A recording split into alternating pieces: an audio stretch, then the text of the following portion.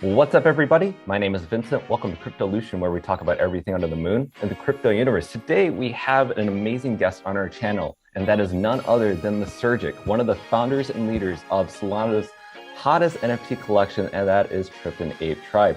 Lysergic, how are you doing today? I'm good, man. I'm great. I'm still slightly recovering from NFT NYC, the chaos of that week, but yeah, man, everything's going great.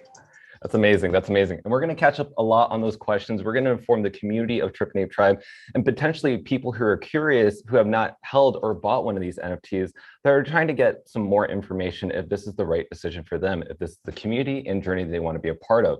So we're going to go ahead and start and begin by answering the first question. And that is covering pretty much the Degen Yacht party that happened last week. Now, this was, I believe, your first in real life NFT event. It happened during the NFT NYC conference. And I just wanted to ask you pretty much a brief overview of your experience meeting everybody within the Trippin Ape community and possibly people who are just curious about it. And if you could, share some favorite moments that you took away from the event itself. I'll give the mic down to you. Yeah, man. It was awesome. Just yeah, like you said, just meeting everyone was super cool. Like, everyone was super positive about the project. We got to meet a lot of our team members that, like some of our mods and stuff that made the trip out. And so, yeah, it was pretty surreal. It's always just interesting when you meet, these cartoon images that you see all day on Twitter, right, in real life, which is super fun. So I did an event in Vegas for my buddy's project on ETH back in March, and that was my favorite thing about it. Like, they'd all get there and they'd be like, "Oh, I'm so and so from Twitter," and everyone would be like, "Holy shit," So yeah, it was super cool. So that was probably my favorite part, was just meeting everyone and kind of putting faces to these PFPs. And but I think the cool part about this event and this party was, so we teamed up with Magic Eden and Phantom to do it. Mm-hmm. And so they had the inside section.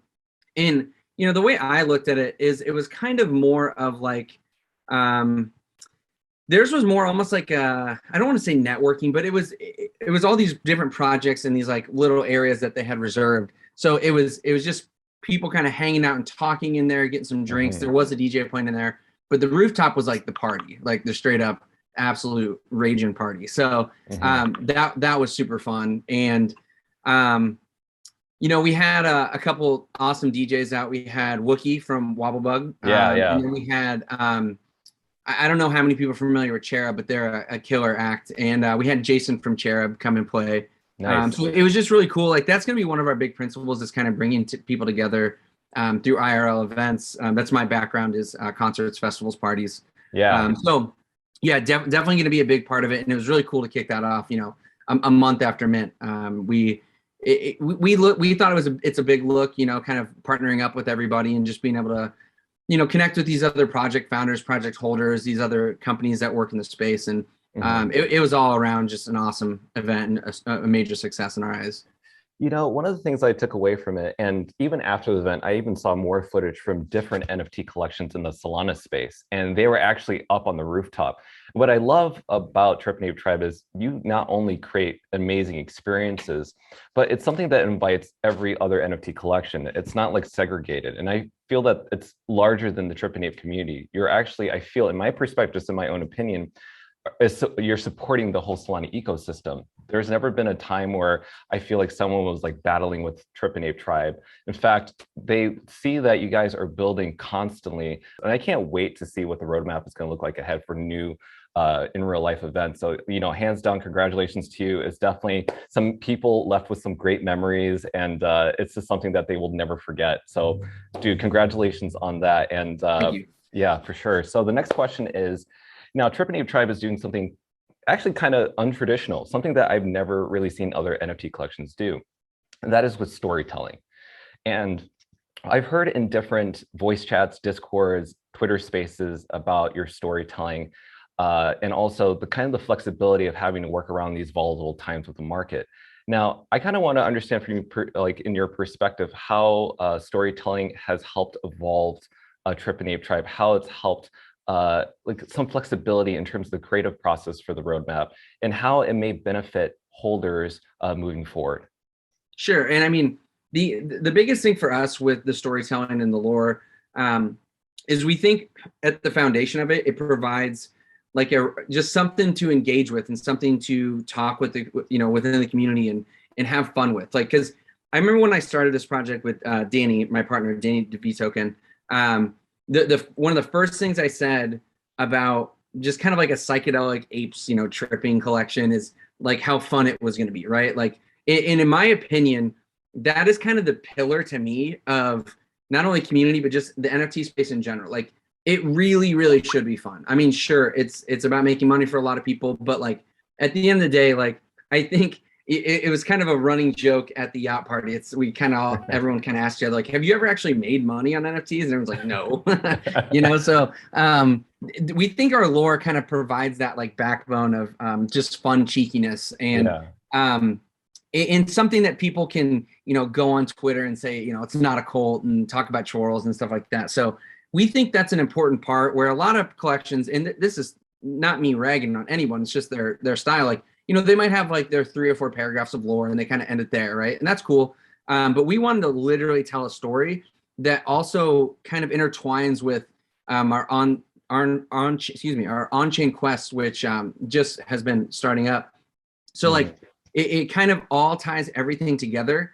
And you can really play off it. And we have some ideas for like what the lore evolves into in the future, and how this again ties into our quest and even, future collections and stuff like that. So for us, I think at the end of the day, it's about fun and like being able to be flexible and just kind of, to tell the story that we want to tell, that we think holders want to tell and will engage with. So I think that's the main point of it. And it does like help a lot with the engagement and community and just bringing everyone together to kind of talk about this like ridiculous story that we're building.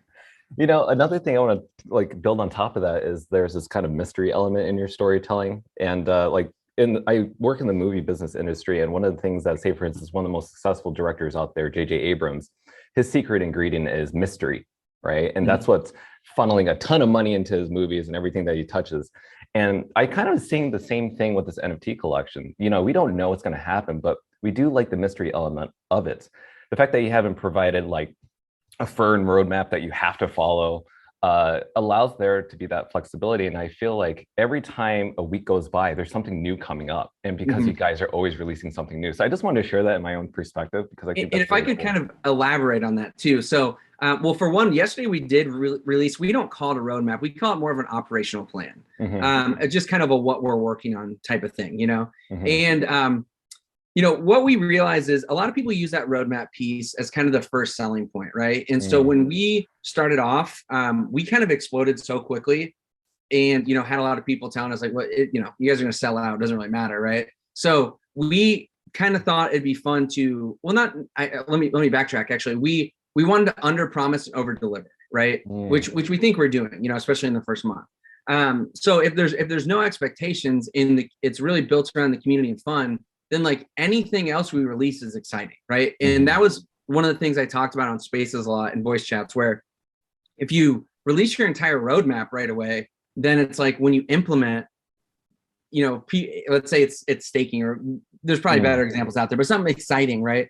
When you do that, it's kind of already there in the community's head. It's not as exciting. It's not like a big new announcement that you have no idea about. So we wanted to kind of tie that mystery into the excitement of like, having something new come up that maybe people had no idea we were focusing on. Like yesterday, we talked about community tools, which we're working on, like a tech side of community.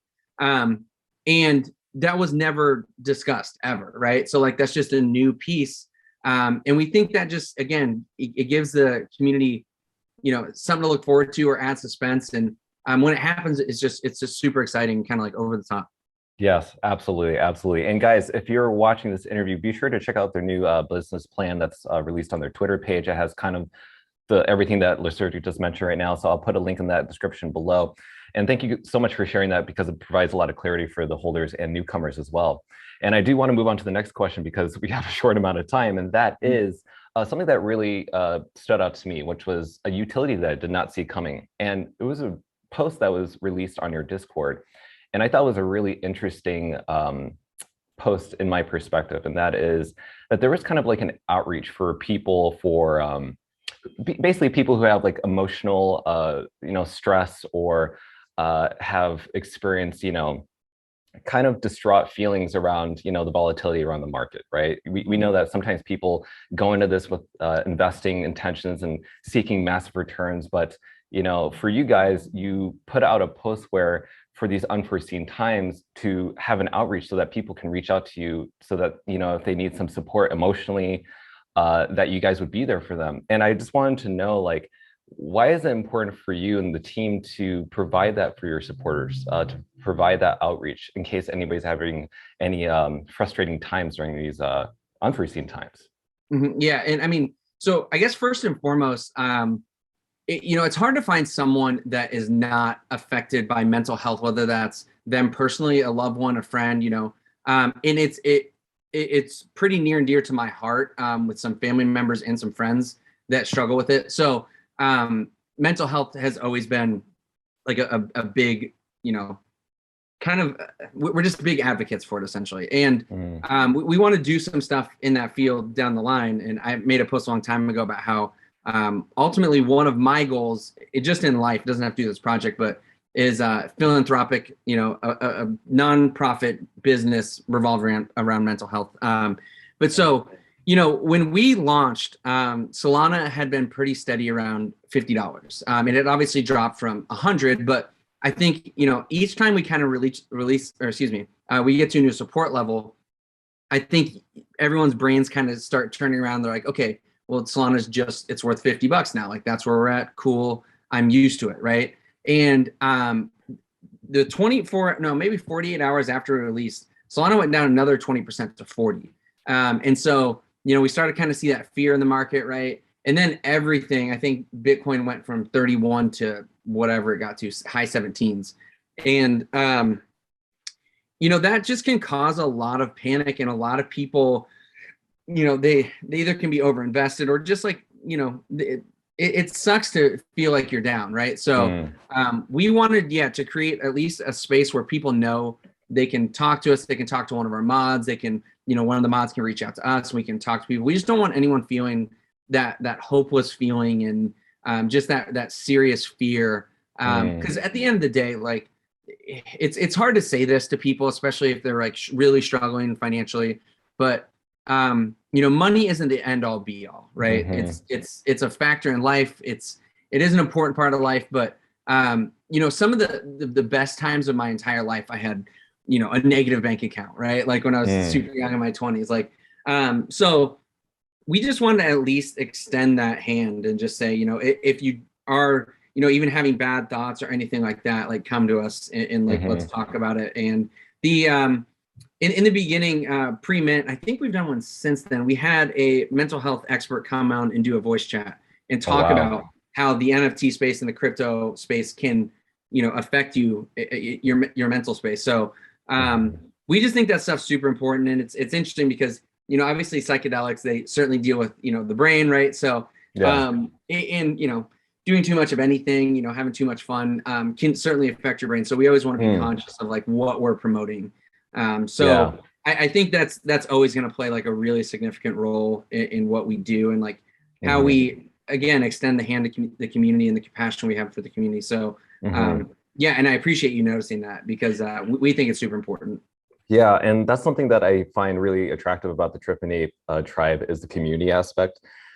Even with the market and things being as crazy as they are, I found that the community was a bit stronger, and I've developed more relationships through this community, and all walks of life, from people from around the world, and it's just amazing. And to see you guys take that extra step to help people through, say for instance, mental health or emotional distraught, it's amazing, and again, never seen this in any other NFT collection that I've seen to date. And please continue doing that. It's amazing. And I'm really thankful for your support and providing this for people who hold the NFT and future people as well. Great. I'm glad that you answered that. The next question is, we've kind of seen over the past couple months, because again, this collection's been less than 2 months old, and we've seen the floor of listed NFTs go from like 2,500 to like less than like 600 in like a short amount of time. what does that tell you in terms of the growth and commitment of the Trippin Ape Tribe community? Okay, so we obviously were a pretty hyped up mint, right? So when that happens, people started selling their whitelist and all that. So the at the beginning, there's a lot of flippers, right? There's a lot of people that get into really hype mints. They have whitelist, they mint, they flip it, they make a bunch, right? And that's cool. Like we understand that. Like that's part of the game. And so at the beginning, there were a lot of people that weren't necessarily like in it for the project, in it for the community. They were in it to make a buck, which again, we get it. That's cool. But what we knew would happen is the people that saw what we're doing, appreciated what we're doing, appreciated the community, would really start to come in and filter in and be like long-term supporters. And I even said that at one point on a voice chat. I was like, look, the flippers are going to get out. Like we obviously had the big market downturn, which affected every project, right? So I was like, we'll kind of find where we're bottoming out, where the real supporters can get in. And that definitely happened. So I think the biggest thing is, our takeaway, our kind of our mantra piece is trust the process. That's kind of what we keep preaching. And I think it's just that. I think it's people are really starting to understand what we do, support what we're doing. And then, even with our staking launch, I think we're almost at 40% that have staked for 3 months. I mean, talk about like supporting a project and like just being there for the long term. I mean, literally putting that somewhere and saying, I'm not going to touch this for 3 months that's quite a commitment. And to have 40% do it is crazy. When we decided to do 3 month staking, we were like, man, I'd be really stoked if like 10-15% did this. So we're thrilled where that's at. And I don't know the exact numbers on staking right now, but it's at, I think, close to 80%. And so, yeah, I mean, people have just really come around, and especially as we've released more and talked about what we're doing. I don't know where it ended up the other day, but I think I saw it at like 413. There was just some big like hype all of a sudden on Saturday. I think it's probably just there's a lot of traction around Twitter with after the yacht party. So yeah, I think it really boils down to like people understanding what we're doing and the real people that want to get behind this project, like coming in and diamond handing this. Yeah. And that actually transitions over to the next question, which was NFT holders of Trippin Ape Tribe were airdropped these spores or Chorles Sacrements. And then even now we're into this next stage where staking those spores using our tribe tokens, which we are rewarded when we stake our NFTs, we could then use those tribe tokens to plant our spores so that we can receive mushroom tokens. And there's a ton of videos out there that explain this. And if you guys are ever curious, definitely check out these other videos I'll post on the upper right-hand side regarding that. But, there was something that was stated that these sacraments would bring us further to the truth, quote unquote. And I just wanted to understand, like, what is this truth? Maybe like you can give us a sense of what the truth means to you and maybe how we can interpret it as the holder. So what is this truth that you guys are speaking of? How should we take that in? And this is a tricky question, depending on like just what I can give out. But so I think the best way to do it is kind of explain like an overview of the quest and like what's happening right now. So right now we're in what's called essentially the mushroom quest, right?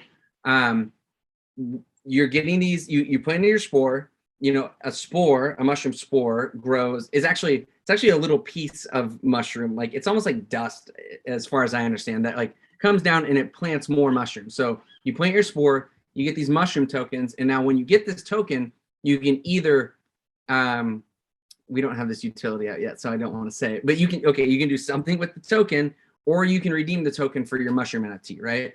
And so you gather all these mushroom NFTs, and I'm going to speak very vaguely here, so I apologize for that. But you gather all these mushroom NFTs, and then you ascend through the mushroom quest, right? By getting a certain amount. And, again, there's a couple different ascensions to the final ascension, and something happens at each point, essentially.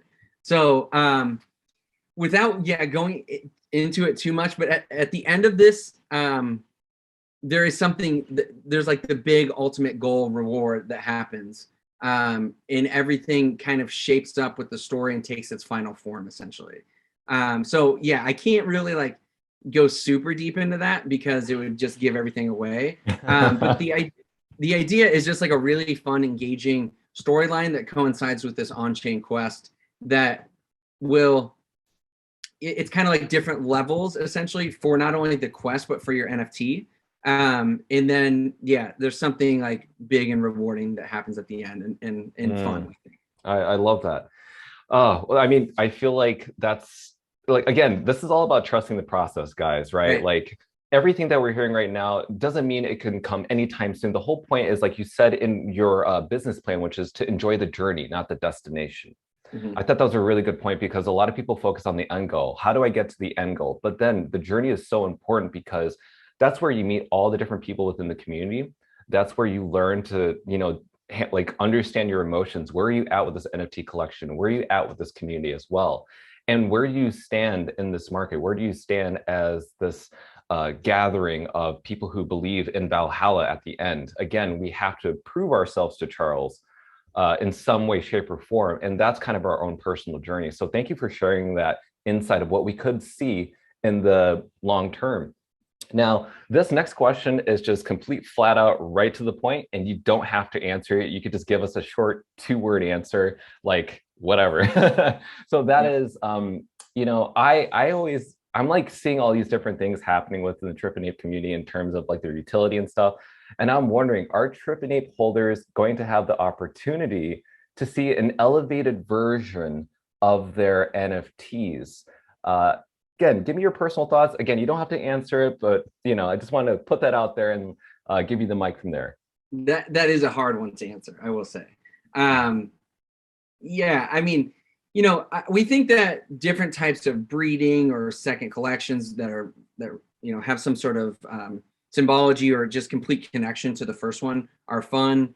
And what I will say is what we always try and do, or what our goal is, I mean, we're obviously new, but our goal is to always try and do stuff a little differently. Like, for example, the spore staking. I mean, I don't know of a lot of projects that have been able to stake their airdrop. And then not only that, instead of being rewarded maybe an SPL token, you're getting another NFT or an option to mint an NFT, right? So, yeah, without going into it, like that's a tough question to answer, and it's one of those I just don't want to say yes or no.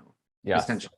Got it. Yeah, so that's about the best I think I can give. And that's where we're going to stop right there. Exactly. No, I love that. Thank you for even trying to answer that, but I appreciate that. And you're right. You guys have already airdropped NFTs already. Like, just happening within the first month, that's already a milestone. And like you said, to be able to stake your NFTs, and they have utility behind it, that's already enough. I'm happy about that. And this next question, and we're coming down to our last 4. The next question has to deal with what Valhalla Labs may be possibly building behind the scenes. I've gotten a lot of messages on my Twitter page on speculative thoughts and predictions and theses. But one thing that keeps coming up is Metaverse. Like, again, the Metaverse train has slowed down a bit, obviously due to what's going on in the market.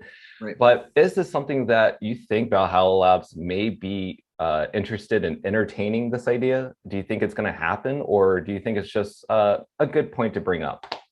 So I have a lot of thoughts on Metaverse. I think for one, I think it's a buzzword. I think that 5 years down the line, it will be understood a lot more. But that's because like so many people are trying to build these different things. And to me, I almost look at it like there's going to be like a king metaverse, essentially. I don't know if that's going to be like Facebook's thing or what, right? But there's going to be like the main one that everyone really goes into. And there will also be, other ones, obviously. It's kind of like video games. There's really big video games. And then there's a lot of other smaller ones that like don't even, you might not even know about publicly. But so we've had a lot of conversations about this, both internally as well as with Metaverse projects. And what we're kind of waiting for is to really find that one piece or that one project or team that's like, we think they're doing this right, where this is going to be like a long-term thing. Because again, like, what really is a metaverse? Is it just a place that you can connect your wallet and have an avatar and walk around, or is there supposed to be more to it? And I think that question is like unanswered still. I don't think that a lot of people can really give you a definite answer, but it's so new. Like, I think that people were talking about metaverse stuff, and like obviously Sandbox and Decentraland's been around forever, but it sounds like it feels to me like that buzzword really started popping off when Facebook or Meta did that keynote with Mark, right? Mhm. So I think it's just really young, and the goal is to get into something like that for sure. And it's interesting you say that because we have some ideas like how that looks for Valhalla Labs versus Trippin Apes and how they coincide. But we just want to make sure that whatever we do in that sector is done properly, and with the right partners. And we're working on stuff like, I don't know if we've ever really talked about this, but I'm going to talk about it now. The guys over at Fun Guys are making our 3D avatars essentially right now. So there's a little alpha for you. I think we've kind of briefly hinted at it, but yeah, they're working on our collection in 3D, and there's a lot that's already done. And then we did buy a Portals Pass too. We're talking with them a lot. So it's certainly something that we are going to get into. I just can't say when the time is going to be right. I'm not going to sit around and pretend like we're like building a metaverse right now, because I think it needs to be left up to the pros. And I think there's a couple people who are kind of moving in the direction of like doing this right. And we're in talks with them, and we're going to establish something with them. Just it's a matter of when, not if, I think. Right. Like, again, I mean, you guys have only been around for less than 2 months. I mean, all these other companies have been around for years. I mean, the fact that you guys are already talking about the metaverse as a potential aspect is very early on, and just goes to show that you guys are always having the conversation about every single topic. And I love that about you guys, and that you guys are realistic in terms of expectations. Don't promise something that can't be delivered. And it shows, it absolutely shows. So the next question I want to talk about is something that was at the Degen Yacht party that was given to holders, and that was merchandise.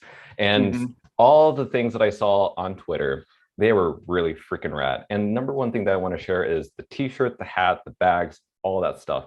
Now, in terms of merchandise, now you guys have kind of briefly described it in your business plan that you released on your Twitter page, but maybe you can give a little bit more insight. I just want to know, as a holder, when this merchandise will be available to us, when it will become public to non-holders, so forth, so on. So could you give us some insight on that? Yeah. And so, yeah, just to go back on the yacht party thing real quick, we gave out the tote bag, and it had, what did it have in it? I didn't make these, but it had, a clue for something that's going on right now. And it had like a little mushroom, I don't know what it was, like a figurine, I think. It had a gummy, like a THC gummy. Yeah, you could get a hat, you get a shirt. We did give out wristbands. We came the wristbands. Yeah. Thank you for delivering that. And like a necklace with like a kind of looked like a little like acid vial on it. So yeah, it's supposed to be just like fun and cool, and a way to reward some of our holders. But the merchandise piece, we have kind of two different trains of thoughts on that. So we obviously are going to release kind of the standard NFT collection merch, our logos on it. Like we have that anti-acid cult shirt. And we have our hat that has the cult strike through. So we're going to release stuff that's very specifically branded to Trippin Apes, and just makes a lot of sense with the brand. But we also had mentioned, and let me actually go back on this. So we wanted to do it there first. And then we are working on our e-commerce store, right? Like basically right now. And so we plan on having to drop with the Trippin Ape Tribe merch. I don't like giving time frames, because if you miss it, God forbid, like but we're coming after you now. Yeah, but soon, like truly soon, like ideally within the next 2-3 weeks, something like that.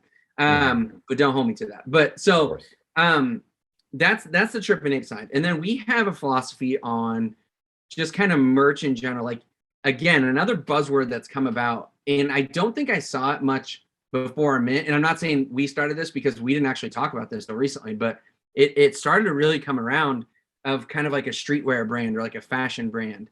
And our thoughts on it are like, we're not going to make a fashion brand that we expect to be in, I don't know, Zoomies or whatever, like, if we make it to any retail, but that's going to revolve around Trippin Apes and in these weird little cartoons that are on psychedelics. So We wanted to create something that stands on its own legs and is a fashion brand that doesn't even have to be like publicly. If you're just a person that likes fashion and you like this brand, you don't even necessarily have to care about Trippin Apes or know it exists. It doesn't matter. But on the same, so actually, let me explain this. The goal is to create a brand of its own with its own name, its own identity, and that will be a part of Valhalla Labs essentially. That will also benefit Trippin Apes. But what I was saying before is how, like, you know, customer facing, just, you know, hype beast kids, streetwear kids, it doesn't have to be related to Valhalla Labs or Trippin Apes. They can just like those designs and how we present that to them. Now, what we want to do is we want to always, you know, give the Trippin Ape holders as a Genesis Valhalla Labs collection the most benefit. So they will always have first access to drops, you know, exclusive stuff that you can't get if you're not a Trippin Ape holder, or excuse me, if you're not if you're not a Trippin Ape holder. That's right. So that's the idea there. And then the next question that comes up is like, okay, well, the streetwear game is difficult, right? And just building a fashion brand is difficult. And I would agree with that, but I haven't built a t-shirt, you know, streetwear fashion brand itself. But I have built apparel lines in e-commerce before. And not only that, you know, I run music festivals, so merch is a giant part of that game.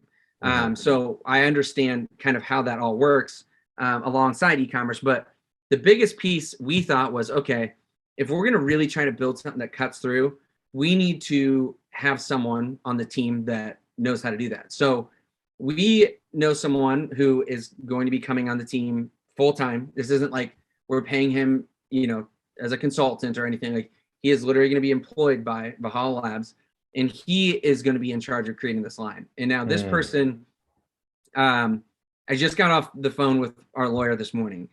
The revision on his contract should be done by Wednesday. And then once that's done and signed, then we will announce information. But he's already working on, he's already developed like 3 shirts and a killer logo and all this stuff. But wow, he is, how do I even want to say it? It's like, he is super, super deep in this industry. I mean, he has worked for one of the biggest like companies in the streetwear world for a very, very long time, like a decade. So this guy understands relationships with manufacturers. He understands materials. He's actually like a material freak. He like nerds out about materials, and he understands, you know, he has connections with NYC Fashion Week, you know, all the stuff in Paris. Like, he is truly like someone that has been deep in this world and has been his world forever. Like, that's what he does. So he's a creative director. He's worked for, outside of even just fashion, just monster Fortune 500 company shit, probably like Fortune 20 companies, if that's a thing. I don't know. But yeah, so like, we're really, really excited to have that. Because it is a very difficult sector. Like, you know, going up against the, you know, Nikes and Adidas and Supremes and Off-Whites, and like you know, that's tough to like even cut through. But at the same time, a fashion brand, I have friends that have, you know, clothing brands that, you know, they have maybe 10,000 followers on Instagram and they make a full-time living doing it. So like, it's not at all an impossible industry to break into. And like, you don't need to be the top person to have a successful brand. There's brands that, you know, you or I have never heard of that are doing extremely well and employ a lot of people that are just kind of that mid-level, even lower mid-level. Like, it doesn't need to be a multi-dozens of billions, not billions, millions of dollar company, right? Like, so that's the goal, is to provide external revenue for Valhalla Labs that flows back into Trippin Apes.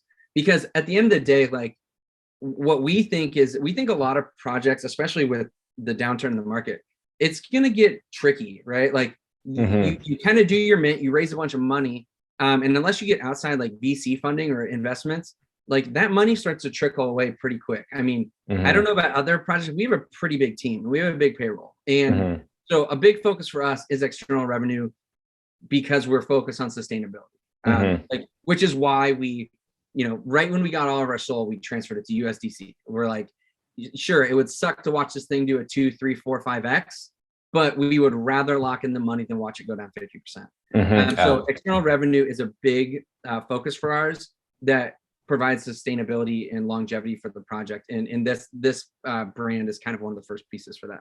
I love it. Oh my gosh. I feel like I've just been overloaded with great information that's got me super hype on merchandise. I thought this was just going to be a simple answer, which was, yeah, we'll get it up at this time or whatever, but it's just mind blowing. And nothing is a simple answer with us. I love it. And obviously this video is being recorded on Monday, June 27th. So we'll see what happens in the coming weeks ahead with the lawyers and everything, but we'll leave it at that. So just wanted to inform the viewers. So the last two questions, I'm actually going to form into one because we have a short amount of time left.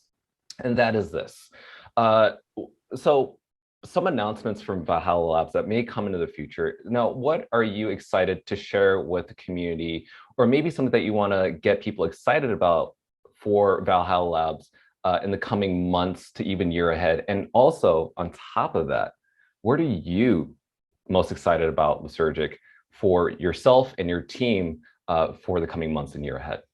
Sure. So again, Valhalla Labs right now is the parent company of Trippin Apes. And while we as a team internally work on Valhalla Labs stuff all the time, I can't say that we have like a major announcement with it. Besides, I guess the clothing stuff, like that's technically under Valhalla Labs, just because we don't want to tie it like too closely to Trippin Apes, just so we can get, some, I don't know, we don't want everything to be tied to like this psychedelic project, just because we understand that some companies maybe might want to not collab with that. Some might want to collab with it too. But so Valhalla Labs as an entity is the goal there is to create an ecosystem.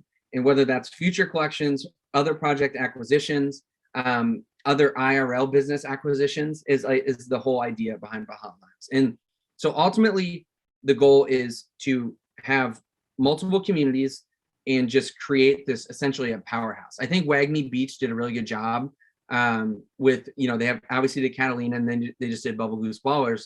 And we believe that having kind of something that separates it off, where you have a studio or a lab that is in charge of all this and kind of you can relate one project to the next with it, we think that's really important. So that's the ultimate goal, is to create this like ecosystem of projects, businesses, just external revenue generating machines that can provide for what we're doing. Because like I said, you kind of get your mint and then money like slowly trickles in after that, but it kind of stops. And like, the beast still needs to be fed if it wants to be around in 5-10 years.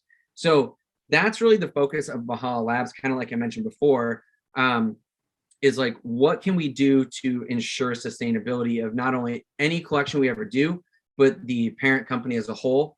And the other big thing about Valhalla Labs that I guess we don't talk about much anymore, but we've discussed on a lot of spaces prior to Mint, was just like I was saying, like how every project or company or brand or whatever, they might not want to collaborate with Trippin Apes because maybe it doesn't align with their brand or their values or whatever.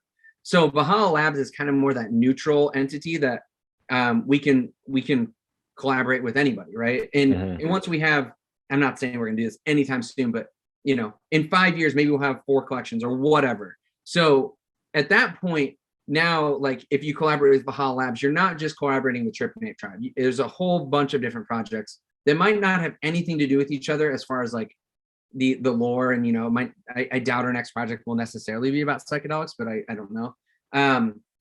So that's what Valhalla Labs is. It's kind of that more standalone, like clean entity that like will be a big facet of like collaboration in our opinion. And for example, we're obviously have a big focus on events, and I'm working on something now, and it will probably be more so presented by Valhalla Labs with obviously a big presence with Trippin Apes at the event. So that's kind of the idea. Like if we want to go to say Magic Eden and be like, let's do something cool for them, it might make more sense for them to partner with Valhalla Labs. Just because for one, it's not a project, so it doesn't get weird with any of their like promotional terms. And so that's the biggest thing. Like it gives us more flexibility to kind of expand this whole thing, this whole ecosystem. So when you ask like, what's going to happen within a month, I mean, the focus really of Valhalla Labs right now is Trippin Apes. So everything we do that you see Trippin Apes announce, I mean, that's a product of Valhalla Labs. So really when it comes, it'll be more clear of like, that Valhalla Labs is more than just Trippin Apes. There's obviously when we have another collection or we own another business through Valhalla Labs or we acquire something, something or someone. So that's kind of the short term is like, yes, it's Trippin Apes. The long term is it's truly like building, like look at what Yuga did, and it's, I don't want to compare myself to the biggest in the space, but like, I think it's a great blueprint for us anyways, where they have multiple collections, they have tons of collaborations. And I think they just did a great job of like building something bigger than one project. And that's the goal. I love that. I love that. That's a lot of great information. And it just goes to show you the broad horizon that's happening with this NFT collection that is more than just the NFT itself, but Valhalla Labs is building its brand broader so that it can be accepted on a broader scope with different companies, different projects. And I love your outlook. Again, your vision and the team's vision is exactly why I love this project. And so guys, that wraps it up. This is the interview with Lysergic, the founder of Trippin Ape Tribe. Thank you, Lysergic, for taking some time to inform the community on everything that's happening with Valhalla, with everything that's happening with Trippin Ape Tribe. And later on down the road, when more things come out, we'd love to have you back on the show. Absolutely, man. Anytime. Just hit me up. Thanks for watching Cryptolution. Register on our Patreon page for our insider training tips and more. And don't forget to click on the affiliates link below to receive sign-up bonuses and access the Global Crypto Assets Exchange. Invest safely, and we'll see you on the next episode of Cryptolution.